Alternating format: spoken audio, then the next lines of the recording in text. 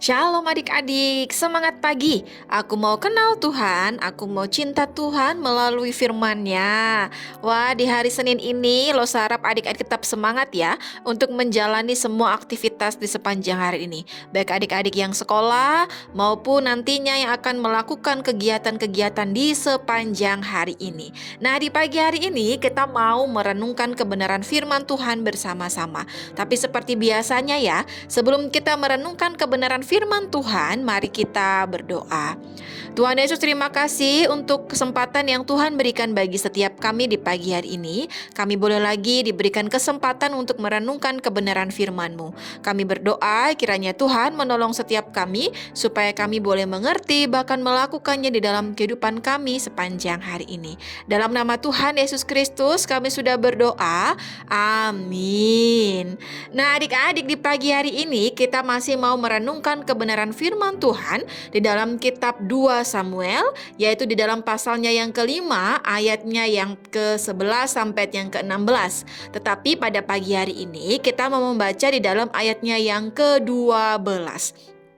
Adik-adik bisa membaca di dalam Alkitabnya masing-masing dan Loseika akan membacakannya untuk kita semuanya. Demikianlah firman Tuhan.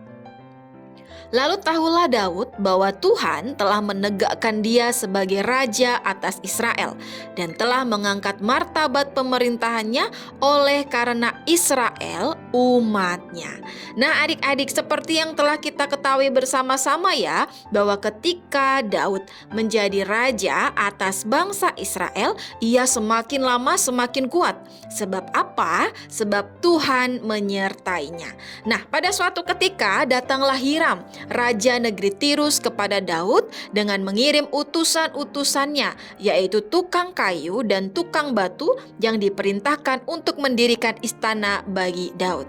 Nah adik-adik, dari sini kita bisa melihat ya bahwa Tuhan memakai Hiram yang pada saat itu ia tidak merupakan orang Israel, tetapi Tuhan memakai dia untuk menjadi alat, yaitu untuk mendirikan istana bagi Raja Daud. Nah, melihat hal ini, Raja Daud ini menyadari bahwa apa yang ia dapatkan itu berasal dari Tuhan. Karena Tuhanlah yang menegakkan kerajaan Daud, Tuhanlah yang menguatkan pemerintahannya. Dan ketika Daud menyadari itu dan Tuhan melakukannya, itu bukan karena Daud, melainkan Tuhan melakukannya karena umatnya bangsa Israel.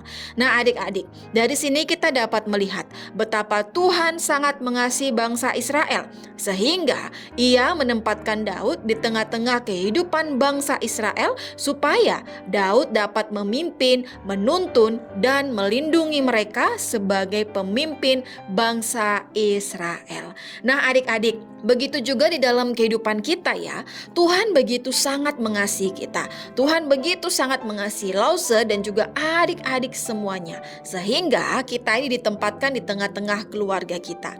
Ada papa mama kita yang begitu mengasihi kita. Jika kita sakit, kita dirawat, kita dipenuhi semua kebutuhan kita, baik pakaian kita, makanan kita, bahkan sekolah kita. Dan juga kita juga harus bersyukur karena kita ditempatkan di tengah-tengah lingkungan kita. Sebab apa? Di tengah-tengah lingkungan kita memiliki teman-teman untuk bermain.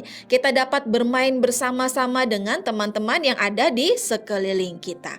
Nah adik-adik, yuk kita belajar bersyukur kepada Tuhan atas kasih-Nya, atas penyertaannya di dalam kehidupan kita dengan cara mengasihi orang-orang yang ada di sekeliling kita. Amin. Mari kita berdoa. Tuhan Yesus, terima kasih untuk kebenaran firman-Mu yang kembali lagi mengingatkan kami untuk kami terus bersyukur karena kasih Tuhan dalam kehidupan kami. Kiranya Tuhan tolong kami supaya kami boleh mengasihi juga orang-orang yang berada di sekeliling kami, baik papa mama kami, koko, cece, bahkan teman-teman bermain di lingkungan kami. Kiranya Tuhan juga menolong setiap kami di dalam semua aktivitas kami sepanjang hari ini, baik sekolah kami maupun kegiatan-kegiatan yang akan kami lakukan lakukan di sepanjang hari ini. Kerinduan kami semuanya ya Tuhan, biarlah apapun yang kami lakukan, kami kedapatan memuliakan nama Tuhan dan kami juga boleh menjadi berkat bagi banyak orang. Dalam nama Tuhan Yesus Kristus kami sudah berdoa. Amin. Nah, adik-adik, sekian dulu renungan firman Tuhan di pagi hari ini ya. Sampai ketemu di dalam renungan-renungan harian selanjutnya. Dadah adik-adik.